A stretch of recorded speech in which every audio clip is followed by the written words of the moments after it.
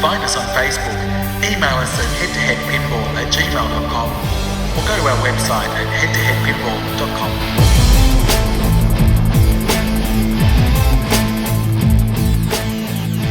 head2headpinball.com. Welcome to the Head2Head Pinball Podcast. This is episode 34, and my name's Martin, and with me each week is... USA. It's What? Ryan C. What? Really? I'm in the USA. That's right. I'm all about Americans right now. You are definitely in the USA. Whereabouts are you exactly? I'm in Las Vegas, but I can't tell you anything about it because what happens in Vegas stays in Vegas, baby. Really? I will tell you about it next week, but I kind of just arrived fresh off the plane. I'm feeling funky fresh, Marty. I'm feeling very well slept. I'm ready to do Vegas.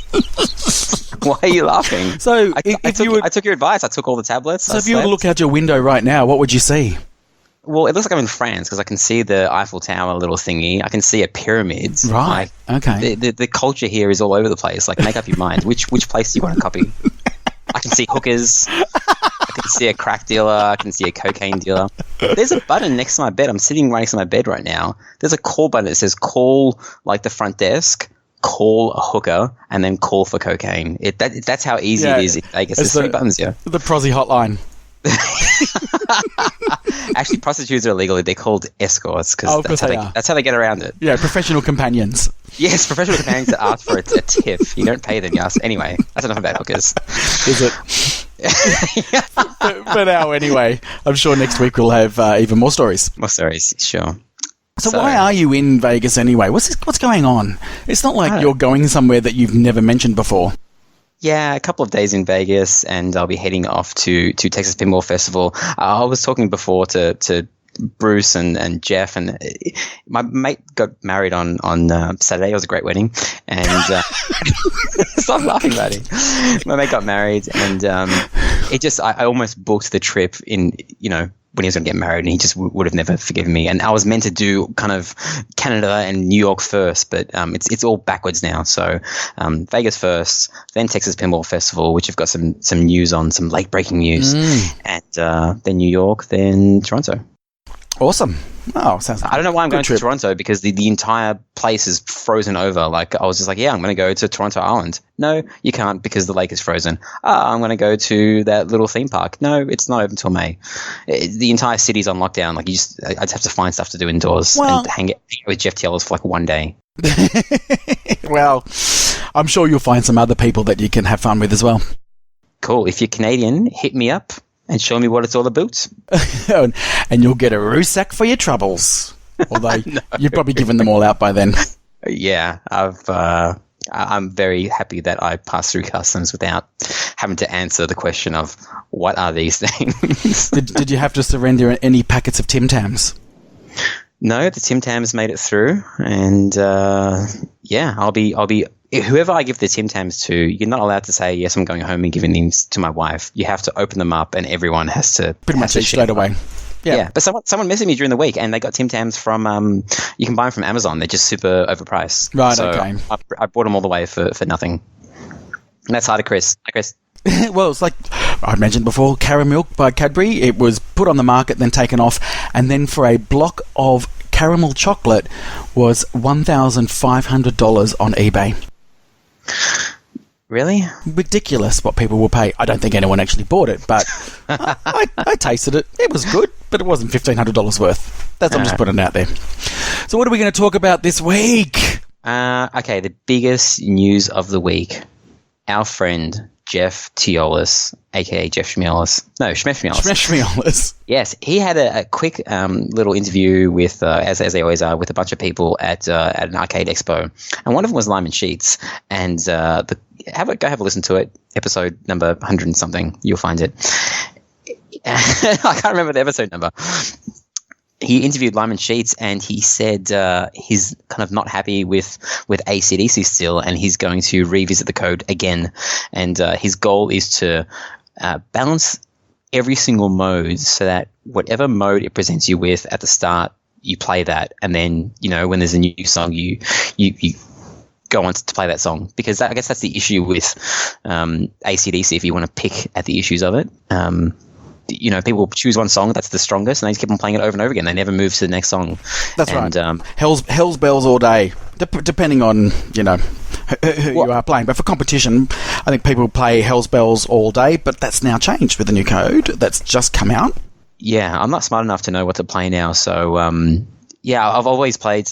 I think I mentioned before. I always play War Machine because I know that it's fairly strong and I like the song. But I've never tried to get into Encore, and I know I'm probably not good enough for it. But maybe I should just finish a mode. They should give you a mode finishing bonus. Like if you play, I don't think there is. Correct me if I'm wrong. Please email in to head2headpinball@gmail.com. Jordan, I think you get like $1 million for choosing the same song and for completing a song. Sure. Maybe it should give you like $5 million for like not playing the same song over and over again. Well, what was interesting is that he was talking about code and the balance that he has to do and how difficult it is to balance home players and competition players and all that kind of stuff. And with what are they, 12 songs? Is that right? Something like that. I can't remember. To me, it's just a War Machine. Pinball machine. Well, that's right.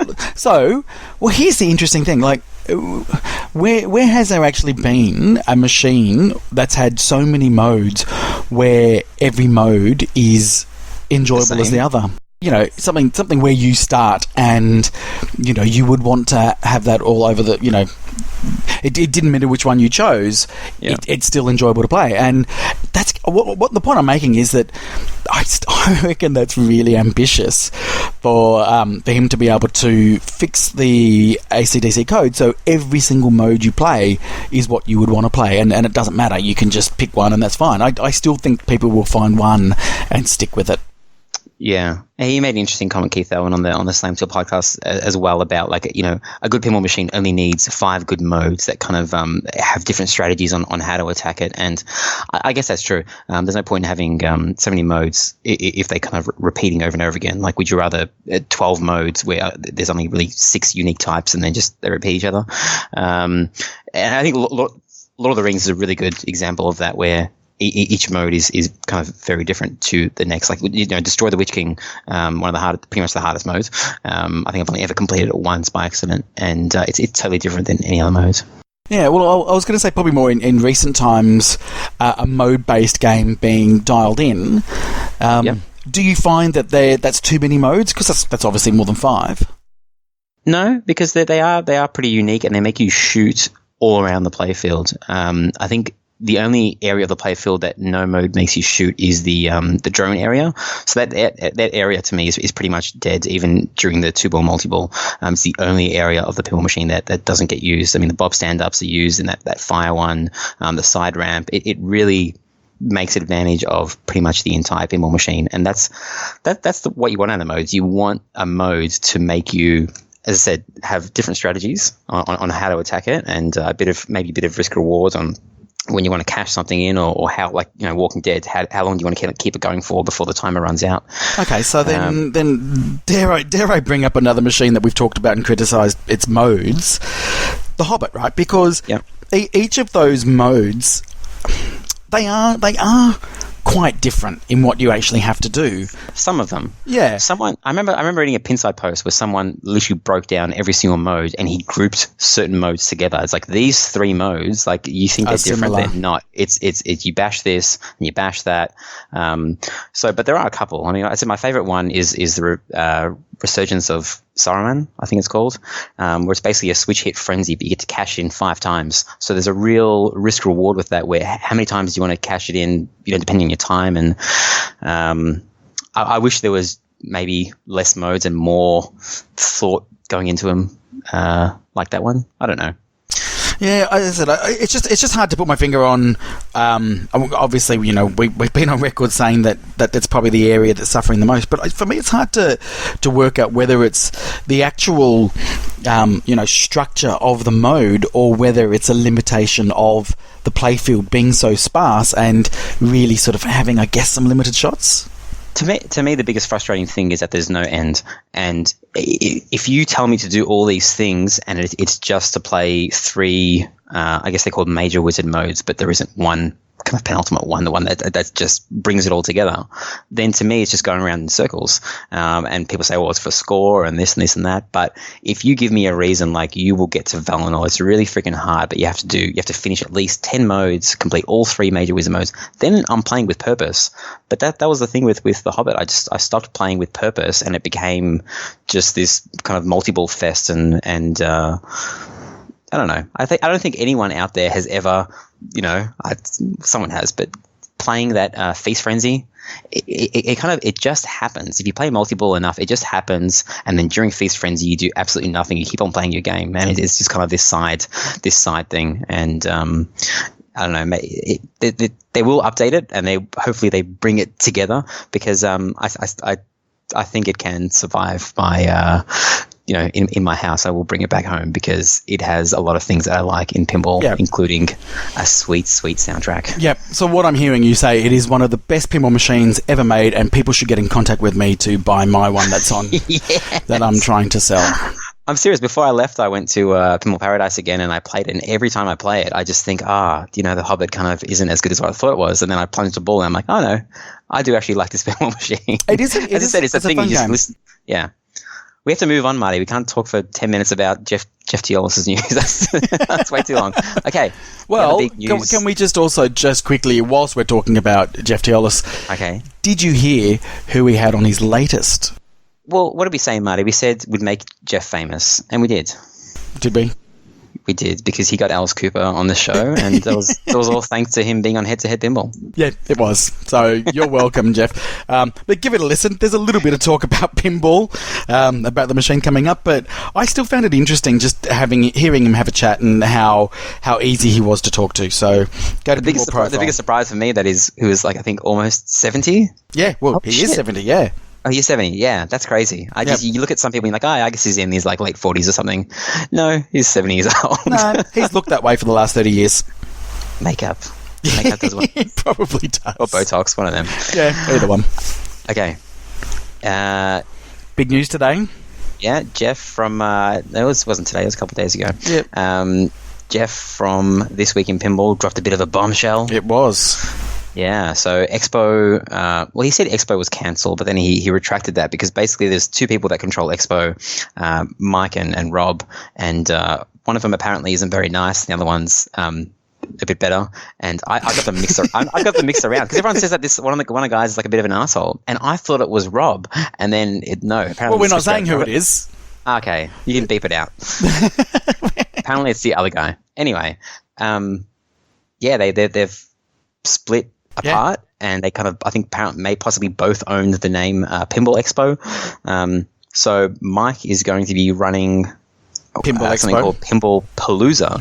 No, Mike is still running Pinball Expo, apparently. It's the other guy that's doing Pinball Palooza. The other guy. Yeah, it's so easy to get confused. Rob is going to be doing Pinball Palooza, maybe a month or so before Expo, and apparently Expo is still happening, which is just, let me just say it now, it's going to be an absolute shitfest. It's going to be a mess, because you're going to be asking vendors and industry people not only invest twice, but they can't. So it's just like choose a side. No one's going to book a trip twice. People that live in Chicago, they're like, cool, I get 2 expos in a row.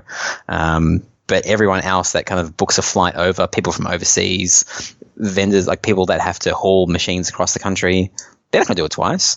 So they have to make a judgment call. Do I go to the new one under new management, or do I go to the one that's been running for 33 years that everyone has said that's kind of turned to, not very good anymore? No. Which ones are they?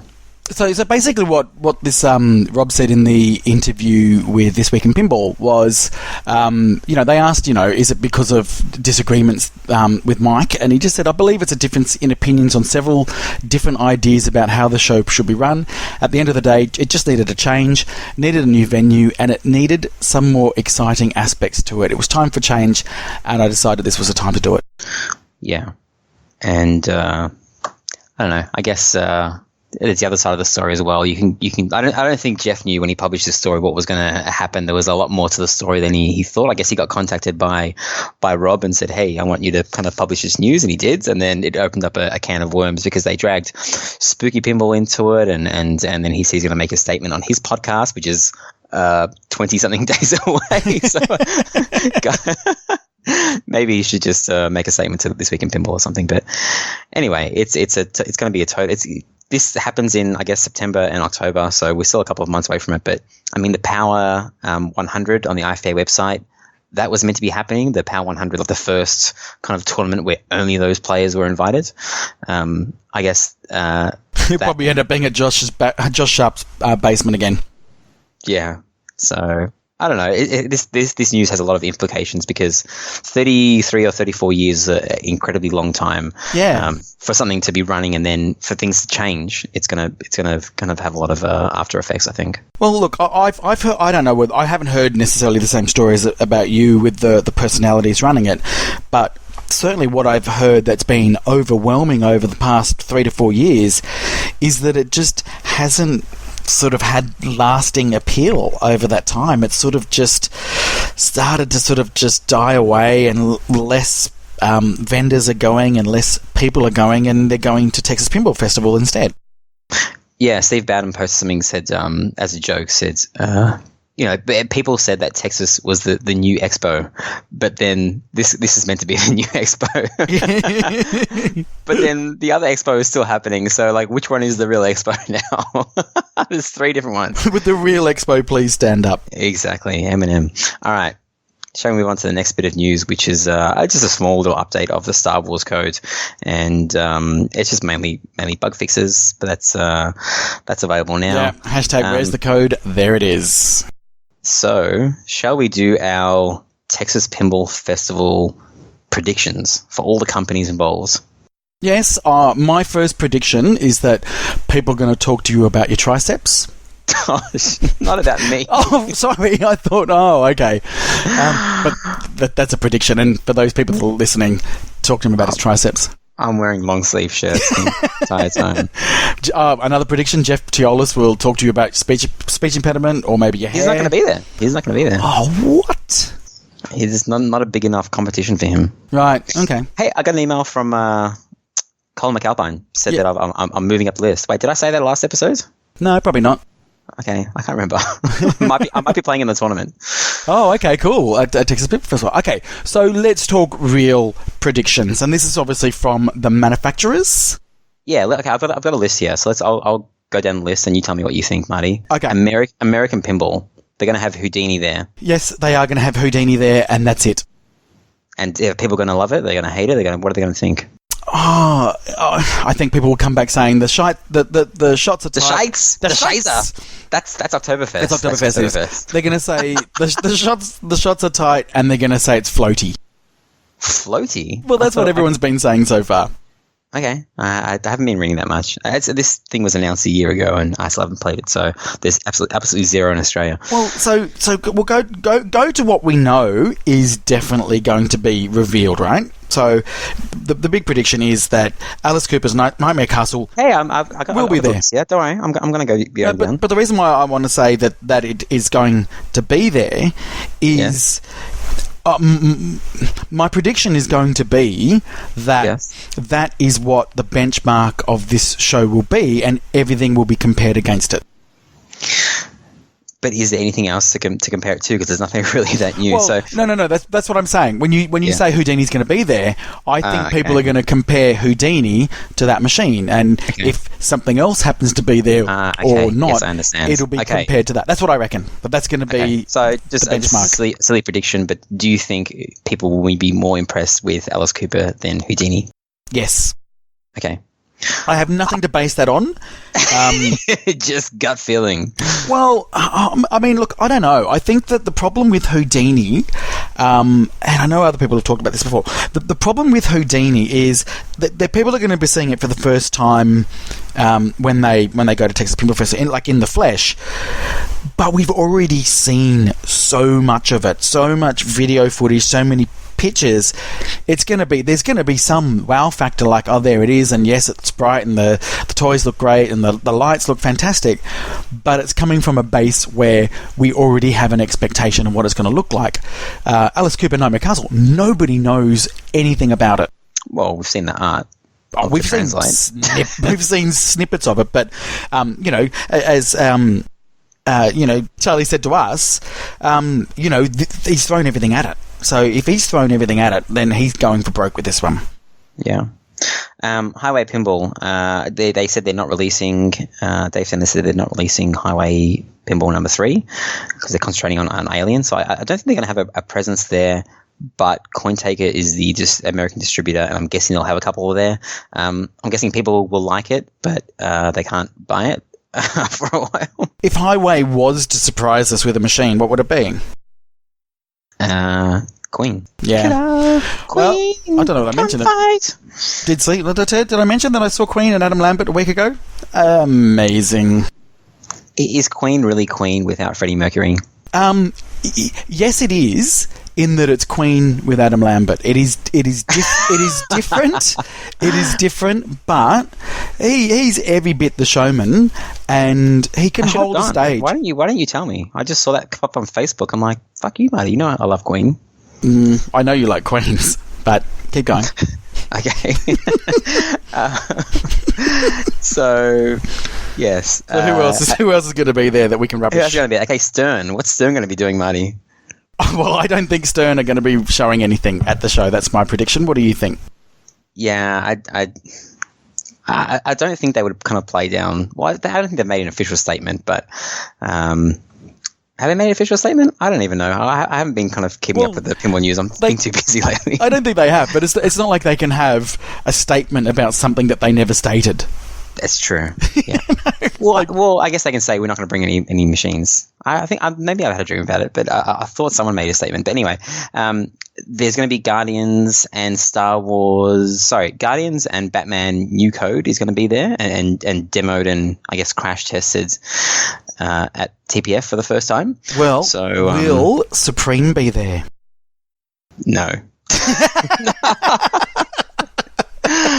No. Why? It'd be cool just to say I played it. Will there be a Coke vending machine and that's just as good? I guess they'll have all the machines they have on offer at the moment. So they'll have Guardians, Star Wars, and Batman, and people will play them and they'll be like, cool. But I've played these at every single arcade and pinball, location around town. So look, we've sort of had this tip off, and again, I say this all the time that we hear lots of things. Doesn't necessarily mean that it's true. But if they weren't going to be there, why do you think they wouldn't release?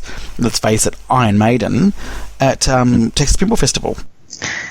Either it's not ready license-wise, because apparently it is ready in mechanical form. It's done. A Pro has been made, not a whitewood, and it's kind of sitting there. But maybe it's not ready. Maybe there's some bugs, or maybe it's a licensing issue. They just have one last little thing. I mean, they can't. It's been a year since Star Wars has been announced, around a year, and they still don't have a topper for it. So that just, I guess, proves how hard licensing is, if that was a licensing issue. I doubt it was a mechanical issue to make the little R2D2 topper. So if they can't do that in a year, then I'm sure there might be some little hold up with Iron Maiden. But also, saying that, yeah. Well, just to say, they probably don't want to have the same experience as they did with Batman, where the code wasn't ready. I mean, it was so close, but it wasn't ready. So close. It was so close. It was 18 months away. No, but you know what I mean? Like for it to actually be flippable and not have, code breakdown or whatever. So, they just had it roped and people could watch it but couldn't actually play it.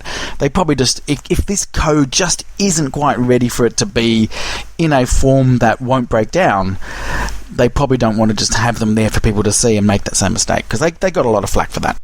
Yeah. And it's crazy because, when TPF was coming up and I was deciding when I was going to go or not, I mean, I was going to go anyway, regardless of what was getting revealed. But, Highway dropped out, said, no, game number 3. Cross that off the list. Stern, it looks like they're not bringing Iron Maiden. Cross that off the list. And then this week, Chicago Gaming Company said, yep, we're not bringing our number 3 pinball machine as well, which is rumored to be Monster Bash, because like a fine wine, we have to fine-tune it, blah, blah, blah, blah, blah. And I was just like, fuck me, that's 3 pinball machines. What the hell are you going over there for now? Yeah, I really want to play Monster Bash. I've never played it before. That one was that was the one that I was just like, wait, why am I even upset? Like, I've played Monster Bash. Like, who gives a shit if it has a bigger screen? Like, it's not like a new experience or anything. Well, it is. We've talked about that. Attack from Mars doesn't feel like the original Attack from Mars. Looking at the animations, yes, it looks great, but it's not worth, flying over seas to see just that. No, I know, but you were going over there with the promise, and I'm talking to you, manufacturers, the promise that you gave personally to Ryan that he would be seeing your machines, and now you're all just dropping like flies, cancelling. What's that about? So CGC, let's move on to them. So they're not showing Monster Bash or whatever number 3 is going to be, and I guess they'll bring Attack from Mars and Medieval Madness, and people will play it and realize, yep, these are cool games. They're in the pinside number 1 and number 2 position. Except the flippers are a bit funny, but keep going. Flippers are a bit funny, a delay, people can't find their shots. What else? Jersey Jack. Sorry, just on Stern. Sorry, just one last thing I want to say. The last thing it could be why they're not bringing Iron Maiden is they don't feel the need to. This is just me guessing. They don't feel the need to form their release schedule based on major shows. They want to release it when the time is right, and they want, they have their means through Jack Danger and all their, the way that they they're going to sell fucking boatloads. It doesn't really matter. Yeah, especially the thing is Iron Maiden. People, it has a flow-on effect. People go to shows and they change the opinion of others. Like if Dialed In was released online, there would have been no one to jump on board and say, hey, I know you guys are saying this is like the worst freaking pinball machine ever. This actually shoots really well. And then the conversation changes. Whereas release something online, then you try and control the narrative of what people are saying. But if you get it wrong, then there's no one else to tell you that's not, you know what I mean? Like, this is actually shit. Like, I guess Star Wars kind of suffered a bit from that when they showed it on the stream. Everyone's just like, oh my God, this is just multipliers. And then the second Stern did the stream, they made sure that no one moved the multipliers around. So that was, Anyway. I hear what you're saying. You're not getting the visceral experience as the launch. You're just getting it on video, and that really doesn't translate all that well sometimes. Exactly. And people will be asking me for advice on what to buy next because, oh, hey, Ryan, you've played American Pinball. Is it good? Is it not? If they ask me that on Iron Maiden, then I can't give them an opinion. Anyway, so that was CGC. Spooky. So Spooky are going to have 4 total nuclear annihilations, which would be the largest amount they've. That's a lot, and that's more than JGP are bringing Pirates. And I think they're going to sell a shitload of them based off that because people still haven't played them. And I think within a couple of weeks of Texas, they'll hit 400 units because. The people that are ordering now are not ordering because, I just heard about this game now. They know about the game. They just wanted to wait to play it. They play it and they're blown away. This really didn't get to Expo properly. They kind of just bought it in kind of like last minute on one of the last night or something. So this is 4 machines that'll be running the entire time. I can't wait to hear it booming over because it is louder. Oh yeah, it'll crap over anything. Like if someone is next to them and they want to crank up the speakers to compete, they can't. Well, Scott wins. He has a better sound system. He does. So here's another prediction. When you walk in the main hall, you will hear TNA from wherever you are. It doesn't matter which entrance you go in, you're going to be able to hear that. TNA is going off at the same time. Chugga chugga chugga chugga chugga chugga chugga beep. Yep. Anyway, they will also be showing Alice Cooper on Saturday afternoon or Saturday night. I think that they're going to change that because they're going to realize, holy shit, we have like no competition. There's no point in building up this kind of extra day of hype. Let's let people play this machine because no one's going to get people are going to be left with a bit of a sour taste in their mouth if they wait an hour to play this game. Because apparently there's only going to be 2 there. They wait for an hour. They have a short 2-minute game, and then that's it.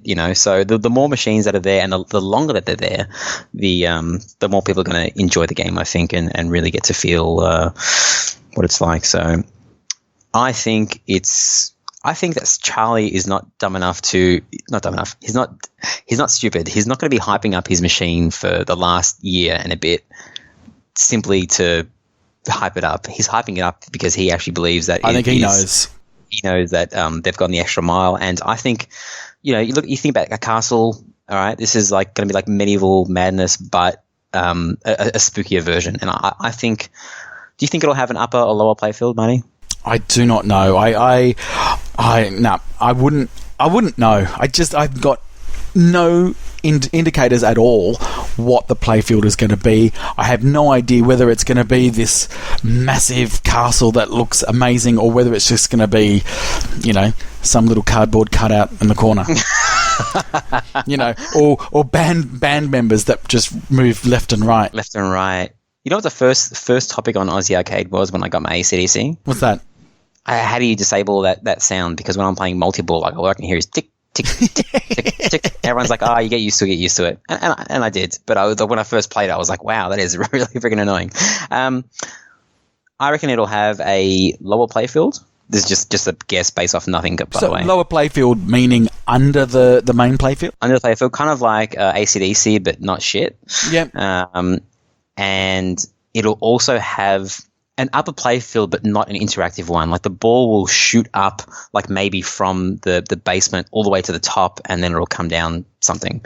Okay. So I think it'll be a 3-leveled castle. Okay. Don't disappoint me, Charlie. If that's not it, please make alteration. Fix it now. You've got a week, not even a week. Make it happen. Yep. Who else is going to be there? Deeproot. I will meet Robert Mueller there, and I'll apologise for all the jokes on his behalf, and he will whisper into my ear the secret of the 5 days of Deeproot, and I will be very sore afterwards. And possibly before. I've got did I tell you that I've got a Deeproot t-shirt? No. I've got 3 custom t-shirts that I'm going to be wearing at TPF. One's related to Spooky. You can have a guess what that's about. One's related to Stern, and one is related to Deeproot. So if you're wondering who I am, I'll be that guy. The guy wearing one of those t-shirts. I know. I've only seen one of your t-shirts, and it is hilarious. Don't hype it up. Don't do it, Charlie. No, it's pretty crap, actually. Nah, it's terrible. Okay. How'd that go? So Deeproot, I guess the members will be there and people will be trying to get information from them, but they're there apparently as pinball fans and not as a company representing themselves. Circus Maximus will be there. Yeah. They'll have one kingpin and people will line up for 2 hours to play it and say, oh, wow, that's cool. And then they'll take 5 years to bring it out. They don't have a manufacturing facility. Like it's just weird. It's just like they'll have a PowerPoint presentation and they'll talk about their plans. But at this point in time, I don't believe anyone's plans until it's actually happening. Okay. We plan to find a contract manufacturer to make our game. Well, here's something I'm going to say as well. You can always judge how financial and sure you are that an organisation is going to deliver based on the quality of their PowerPoint presentation. Really? So if they've just used really boring fonts and the images don't line up and it looks really basic, then you know there's a problem. Just putting it out there. Okay, and I guess these are the kind of the newest guys to possibly enter the scene and maybe ask for money. Just in case they do ask for money, don't give anyone money. This is pinball rule number 1 because I would. Deeproot's not asking for money. All the other people are kind of well established. Don't fund any business. Give them your money. Give it to them. Yeah, they're good for it. No more pinball drama, please. No, they're good for it. No. Give it to them and say, Ryan told me to give you my money because you are definitely going to release a pinball machine. Yeah. Who knows? I mean, yeah. We're not bagging the company and that they're not going to be able to figure it out and stuff, but you cannot, in this climate and at this time in 2018 in March, you cannot ask for money up front, even if it's $500 to secure a spot, because you're basically just pissing away your money. Yeah, well, and that's the whole thing. Distributor only, pay by credit cards within, shipping within a 6-month period. If they don't deliver within 6 months, you do a credit card chargeback and your money is safe. That's all. P3, they're going to have, I believe, 10 machines there, if I read right. Okay. Which is just an insane amount of machines. There will be a point where no one will be playing any of those machines. I'll try and get a picture of that. No, that's a horrible thing to say. 10 machines, that's a lot.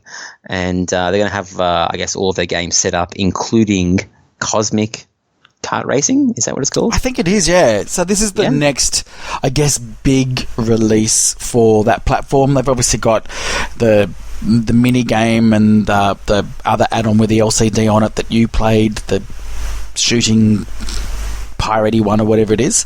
Cannon Lagoon, that's right. And so this is the first really fully fledged alternative to Lexi Lightspeed. Yeah. I wonder if there's a fighting mode in the swamp. That's the best part of Lexi. It really was. Should I try and interview people when I'm there? Just like a quick, like Jeff Diola style? Well, sure. Hey, how did you get into pinball? Hey, how did you get into pinball? It's the best question to ask. Why not? He's not going to be there. Somebody else has to. Go for it. I'm not very good on my feet with questions. All right, you send me some questions, Marty. I will do that. And so, were there any other manufacturers that are going to be there? I don't think the Big Lebowski was going to be there. Hey, letter folding. This week in letter folding. Do you know how... You talk about the letter folding machines and you're bagging them, right? Oh, I do not. For some reason, I was thinking of like these crazy industrial like letter. I know it's all in the name, letter folding. I was thinking of letter processing machines, like the ones that Australia Post has that like sort out mail and automatically stamp them and divert them into different areas. For some reason, I was thinking of that, and that's when I was just like, "Hey, letter folding," and then I googled it, and they're like $300 machines. Or $100 machines you can get from like Officeworks, and they're not even letter folding, they're paper folding, so you can put them into letters. That's right. I don't know what I was thinking, but I actually watched a couple of videos on YouTube and I was like, I guess that kind of isn't that complicated. No, so let's link that in the show notes. You win. I do. Anyone else going to be there?